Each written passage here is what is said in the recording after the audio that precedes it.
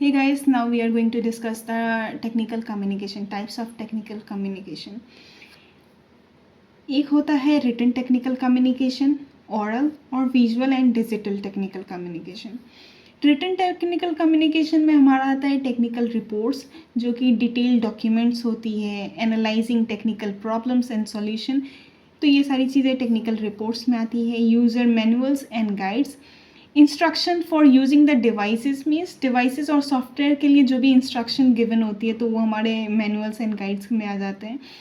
Scientific paper and research articles, academic and industrial research finding जो भी होती है ये सारी चीज़ें हमारे इसमें आता है. बिजनेस एंड टेक्निकल प्रपोजल्स जो कि डॉक्यूमेंट हमारी प्रोजेक्ट प्लान्स ऑब्जेक्टिव्स को आउटलाइन करती है, वो सारी डॉक्यूमेंट्स हमारा बिजनेस एंड टेक्निकल प्रपोजल्स में आता है. एक स्टैंडर्ड ऑपरेटिंग प्रोसीजर होता है जिसको हम एसओपी कहते हैं. एसओपी को हम स्टेटमेंट ऑफ पर्पस भी कहते हैं, जो कि हमारे ऑपरेशनल प्रोसेसेस को गाइडलाइंस होती हैं. ठीक है.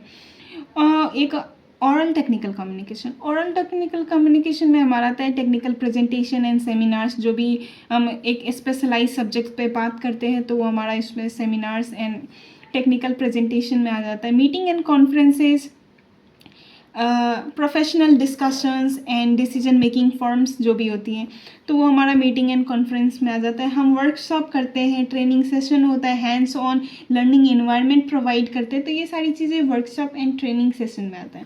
Visuals and digital technical communication, हम इन्फोग्राफिक्स डायग्राम्स का यूज़ करते हैं, विजुअल रिप्रेजेंटेशन करते हैं कॉम्प्लेक्स डेटा का, जिससे कि हम कॉम्प्लेक्स डेटा को इजी वे में समझा सकें अपनी ऑडियंस को, तो इसीलिए हम डायग्राम्स और इन्फोग्राफिक्स का यूज़ करते हैं.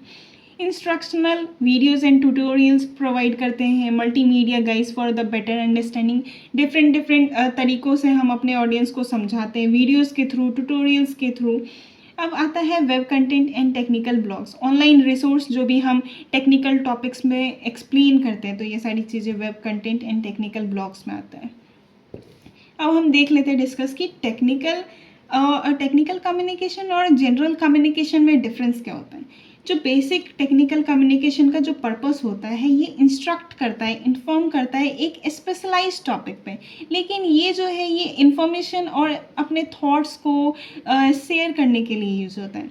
ऑडियंस जो होती है वो टारगेटेड होती है, ठीक है, यूजुअली प्रोफेशनल या स्पेशलिस्ट होता है. लेकिन इसमें जो जनरल कम्युनिकेशन होता है तो ऑडियंस जो होती है वो हमारा जनरल ऑडियंस होती है जो कि डाइवर्स बैकग्राउंड से होती है. और लैंग्वेज, हम इसमें प्रिसाइज और फॉर्मल लैंग्वेज यूज़ करते हैं, ये सिंपल और इनफॉर्मल होता है. जो टोन होता है ऑब्जेक्टिव एंड न्यूट्रल होता है, ये सब्जेक्टिव और इमोशनल हो जाता है. मीडियम जो होता है हम इसमें रिपोर्ट्स, मैनुअल प्रेजेंटेशन, ये सारी चीज़ साइंटिफिक आर्टिकल्स यूज़ करते हैं. लेकिन इसमें जो हमारा मीडियम होता है वो ईमेल्स के थ्रू होता है, सोशल मीडिया, कैजुअल कॉन्वर्सेशन होता है हमारा. हम इसमें यूज़ ऑफ विजुअल्स में charts, graphs, technical illustrations use करते हैं. इसमें लिमिटेड यूज़ ऑफ विजुअल्स होता है, मोस्टली वर्बल ही होता है हमारा.